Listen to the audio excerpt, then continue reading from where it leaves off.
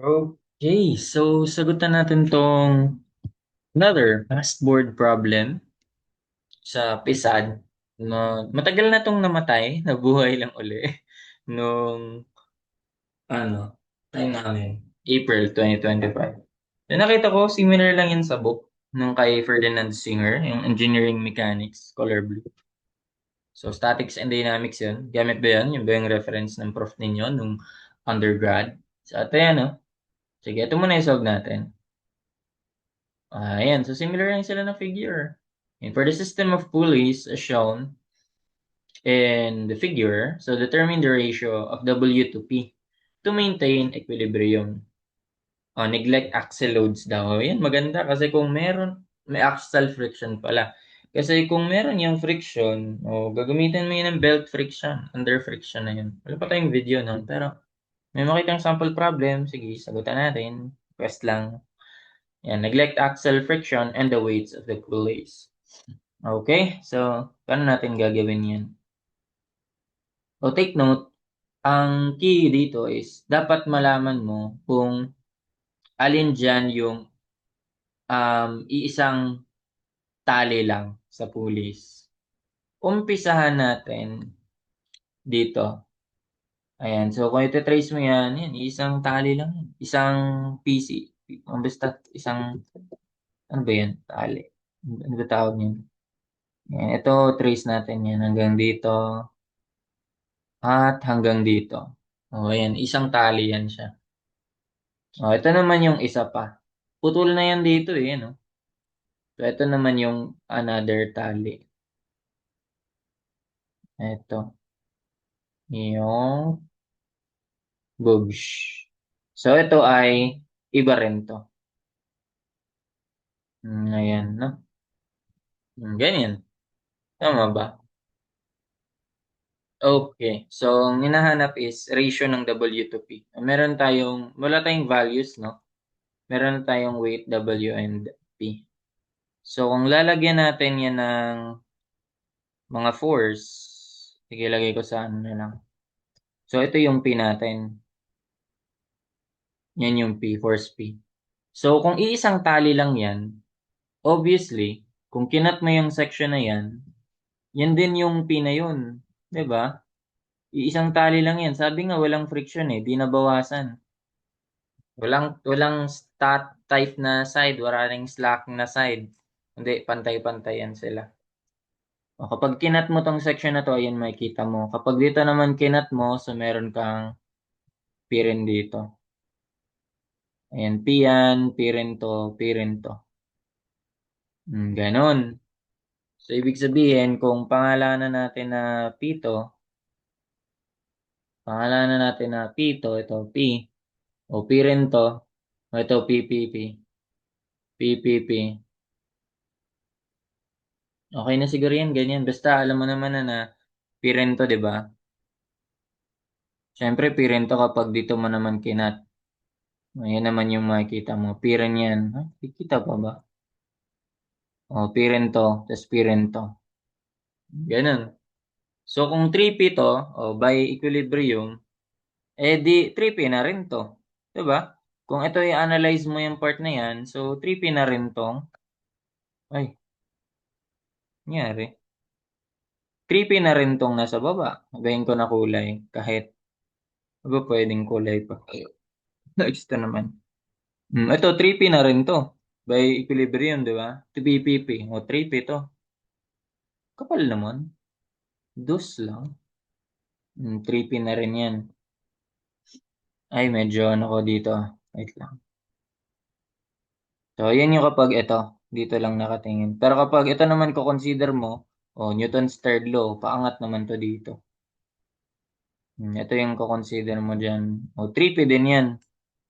Tigta tatlo naman yan sila. Kasi iisang tali lang yan 3P, 3P, 3P. Ganun. 3P, 3P, 3P. So, ito na yung W. Um, Ibahin ko ba kulay na ito? So, ibig sabihin yung W is simply 3, 4, 5, 6, 7, 8, 9P. So, W is 9P. So, ang ratio, yung tinatanong, ratio W to P to maintain equilibrium. W divided by P, divide mo P both sides, that is 9. Ganun lang. Okay, so next, if each pulley naman daw, if each pulley shown in the figure weighs 36 pounds, nadagdagan ng may value ka na ng W and yung bawat pulley 36 pounds. Sige, so dagdag natin yun. Ano ba pwede kong kulay pa rito? Can I use this orange? Ayan, so bawat pulley ba to? Ayan, lahat yung pulley yan. May weight yan siya. Bawat pulley. Bawat pulley. Bawat pulley ay may weight na 36 pounds. Ay, kita ba? Basta yan, 36 pounds yan. Apply ko ba yan sa lahat? Yung sa, i-consider lang natin, syempre. And W is 720 pounds. So, find P to maintain equilibrium. Okay, so, umpisahan natin ulit yan dito. Okay, so, may madadagdag lang dito. Kung 36 P to, 36 pounds yan. By summation of equilibrium, tama ba? P, yun lang. Di ibig sabihin, madadagdagan na to. No? So, P to, P pa rin to. Okay, ano yun? P pa rin pala sila. P pa rin yan. Ito yung 36 pounds. 36 pounds. Itong pulley na to. So, ibig sabihin, ito, mababago na to. Okay lang ba yan? Ayun lang naman yung tanong eh. Dapat pala dinuplicate ko na lang siya, no? Para dalawang tanong na ganyan. Pwede ko ba i-duplicate to? Pwede naman. Tanggalin ko muna yung 36 pounds yung sa una. Di pa natin nagagamit yun eh. Okay, yan yung first na tanong. Okay, so para di nakalilito.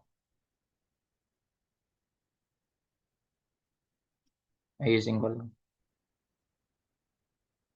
So, ito yung una. Ayan. So, wala pang weight yung ano niyan, pulley niyan. So, itong pangalawa, ito na yung may weight na yung pulley. Tama ba? Ay, ano ba yan? Ano napipindot?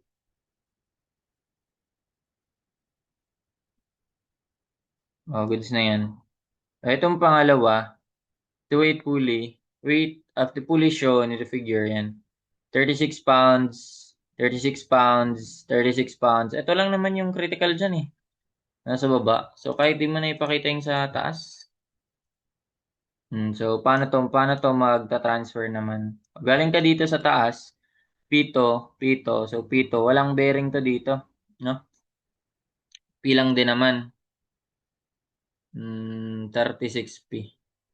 Dito siya. Pag ito in-analyze mo, ito may 3P ka pataas. By summation of, ano yun? Formation of forces lang yun. So, ito pangalanan na natin to. Ito hindi na talaga to magiging ano. Tama ba? PP. Okay, tama. Hindi na to magiging 3P dito. Yun lang yung magkakaiba. Again, ito yung kukonsider natin yan. No? May paangat ka, may paangat kang 3P, summation of forces along Y. May paangat kang 3P, may pababa kang 36, equals 36. And ito, pangalanan nga natin itong maliit na W lang. Pwede ba yun? Maliit na W lang. Yan lang, trip lang. Trip. Trip lang, 3P. P, paangat. Ang pababa natin, may 36 tayo and may plus W. Ayan, so ibig sabihin, ang WI, simply 3P minus 36. 3P minus 36, tama ba? Ito yung W. Ito na yun, W na to lahat. Ito, W na to lahat. Yan yung 3P minus 36 lahat. W to. W to. W rin to. So ilan yun? 3W. Tatlong W paangat. Tapos, ang pababa mo ay equal to 36. And plus W. Ano yung W? Diba may value na rin yun? Ano yun? 720. 720 pounds. 720 pounds. Ano ba hinahanap? Ano ulit hinahanap? Si P. Find P. Ano yung W natin? 3P. 3 times 3P minus 36. Solve na lang. Equals 36 plus 70. 720. Solve for P. Tama ba? Find P to maintain equilibrium. Wala, bakit naging ganito?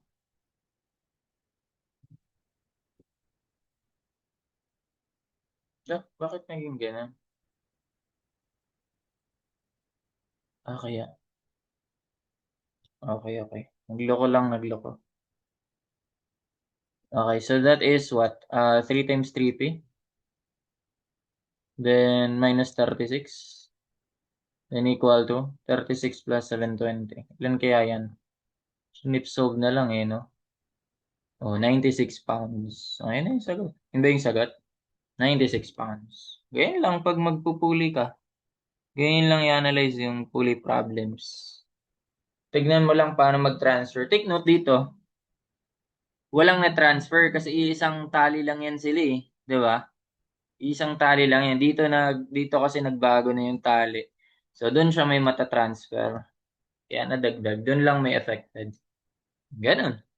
So, ganyan mag-solve nito. What if ito gamitin natin? Yan lang yung isa. Try natin tong past board. April 2025. Ulitin natin. Determine the value of B if W is O. Ayun pala eh. Actually, pwede natin gamitin dito yung nakuha nating ratio. 'Di ba? Kasi sabi, neglecting weight of each pulley naman. 'Di ba may ratio na tayo na W over P is 9?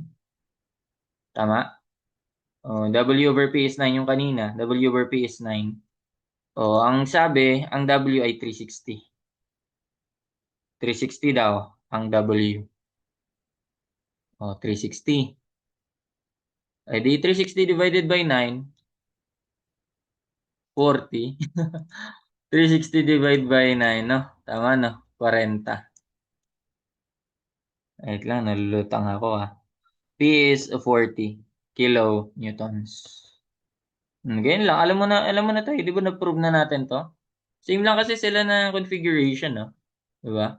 Oh, oh, oh. Pares lang sila. Kahit magkaiba ng size yan ng pulley. Hindi naman importante yun eh. Baka anong binanggit na diameter ng pulley dyan. Or radius. Ito, if each pulley weighs 36 and W 720, find the value of P to maintain equilibrium. Hala, same nga sila. Di, yun na rin pala yun. Ayun ko lang napansin. So, each pulley weighs 36. So, ito na yun, 36 and 720. Find the value of P to maintain equilibrium. Alam na natin na yan na yung P is 96 pounds. Joke lang. Kilonewtons. Binago nga no? Binago nga. Parang di ko naalala to nung April. I mean, di ko naalala yung given. Pero alam ko may pulley. Kung naalala yung given kung yan talaga yun. Limot ka na eh. Di ko nasulat kasi. Ito sunod. What is the ratio of W to P to maintain equilibrium? If P is equal to 60 kilonewton. Ang ratio yung hinahanap, di ba? So, hindi ba 9 pa rin yun? No? Hindi ba 9 pa rin yun? Okay. So, turns out, may kulang dito upon checking. Yeah. So, dapat bigay yung weight din dyan. What is the ratio of weight to P to maintain... What is the ratio of weight W to P to maintain equilibrium if P is 90 kilonewtons? May dagdag dyan na weight ng pulley. And turns out, hindi ito yung ginamit na value. 36. Hindi 36 yung ginamit. Kaya may madadagdag dyan. So parang kulang kasi no? Sige, gamitin natin Try natin. Balik lang natin yung sa kanina lang din para ulitin lang natin. So, meron tong weight ng pulley. Alam naman na yung pagkakahati, no? So, di ko na lalagay yun. Ito lang naman at ito yung magagamit natin. So, may weight daw yun ng pulley na. Ayun lang. Ano na? W sub P, pangalanan natin. Pwede, W sub P. Weight ng pulley. W sub P. Okay, so again, ratio ng W to P to maintain equilibrium. O sige, may natin i-substitute yan. Okay, so, blue muna tayo. So, ito, may P dyan, di ba? O, pares lang to sa kanina. Ang laki naman. Ito, P rin yan. Ito, P rin yan. Ay, ba't nawala? Ay, ano nangyari sa'yo? Bakit di siya gumigit na? Ang laki. Di oops na yan. Yan lang naman kaya kailanganin natin eh. Ito. So, 3P yan. Tatlong P. O, same lang to sa kanina. Nangyari. Pero gawin lang nating variable yung the weight. Weight ng pulley. So, 3P na yun, di ba? 3P may paangat ka. May equal mo yan sa weight ng pulley. Ngayon, dadagdag mo pa tong ano to? Ito yung ano, di ba? Wait nga ulit. Ayan, isang tali yan. O, ito, nakita mo na yung pagkahiwalay ng tali nila. O, di ba? O, kumbaga ito. Ayan, o, ibang tali na yan. Yung sa sumunod. Ito, wala na palang tali doon, no? Yung sa kay singer. Okay na yan. Basta gets naman na na. So, this is, meron tayong, ibahin ba natin kulay? Sige, gamitin natin to. So, ayan, meron siya dyan. So, pangalanan natin yan. Yan yung pinangalan kong W, di ba kanina? Ayan.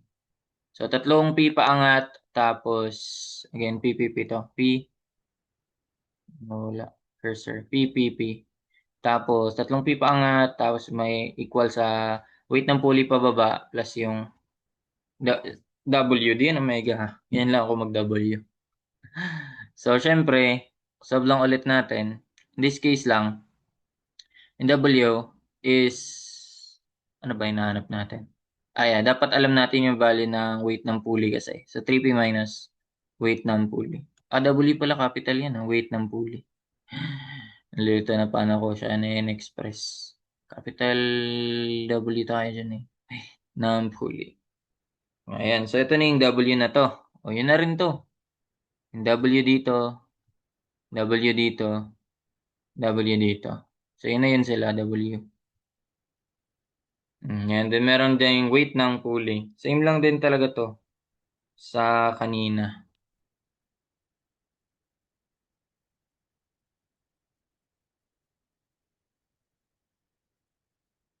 Dito na nga lang yan.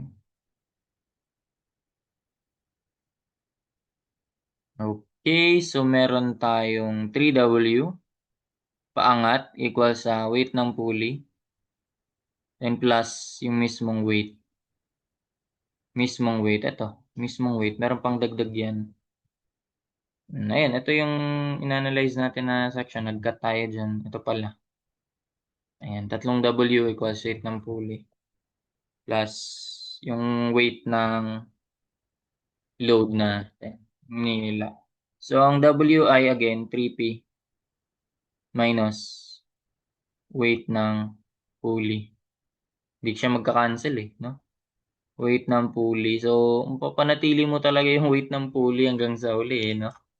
So, 3 times 3, 9P. Minus 3 times weight ng pulley. Tapos, equal to weight ng pulley plus W. O, kaya pa ba? Ay, shems. Dito ko na lang to. Palipat-lipat. Pat o lipat. Ayan. So, ano ba natin? Nire-ratio kasi natin to, di ba? Ano ba yun, ano? Ratio ng W to P to maintain equilibrium. Tama naman. 3 times 3, 9P minus 3WP equals WP. So, mangyari, nawawala ako. Sige, copyin ko na lang 9P. Pag nilipat ko yan doon, magiging 3 plus 1. 4WP na pala yan. Weight ng pulley plus yung weight. So, ayun, magiging 9 nga talaga siya, no? Yun nga talaga. Pero kasi, paano mo makuha yung ano? Hindi ibig sabihin, kailangan mo isolve yung weight muna. Ibig sabihin, kailangan mo isolve yung weight. Kasi di mo yan ma-express as a ratio kung di mo pa, kung may ano ka, may value to. Diba? Di mo ma-express yan as W over P kasi may constant ka. So kung ayusin natin yan, so W is simply equal to 9P minus 4WP for weight ng pulley. Tama? So yun yung W. So pwede natin yung gamitin. So dapat may value ka muna talaga ng weight ng pulley. Okay, so 9 times ang P na lang, first P, siguro ilagay ko na lang yun sa F. 9P minus 4 times, siguro itong weight ng pulley ilagay ko to sa X. So yan yung weight over yung force P. Ito yung force P natin, that is 60. And then dito tayo magkakatalo. What if ginamit natin yung pulley na, ano na natin, retain natin yung 36. Ito yung lumabas, 6.6. Ang sa CRF kasi, anong ginamit 24. Ginaya na lang yun. Wala Kailangan ibigay talaga yung weight ng pulley. Bakit di yun nabigay yung time na yan? Ay, yung sa CRF, di siya binigay. Pero ganun lang naman yan. Ayun. Di mo talaga makukuha yan kung wala kang weight ng pulley. So, wala kasing choices no? Pero hopefully na gets naman yung concept, yung process. That's what we're after naman, di ba? So, yun. It's on, ano na, it's on you how to deal with erroneous problem. Kasi kapag nasa mismong board exam ka na, ito, paano yung maisip mo na paraan? Ito yung 96, diba? So, yan. Ang sagot natin doon ay, di ko siya i-state officially kasi kulang Walang binigay na, weight ng pulley. Dapat meron katulad nito. 36 kilonewtons.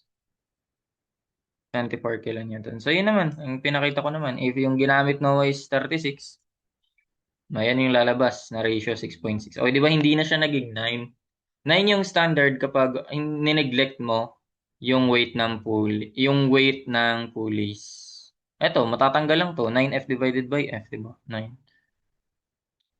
Ayun. Or kapag ano naman, any value. Wala kasing choices Yun lang talaga kung may choices, mabacksolve sana natin to Ayun. So, 36. Pag 24 gamit natin, ito yung same sa nasa reference. Sa Besa, Vela. Okay, I guess that's it. Hope you learned something. Thank you.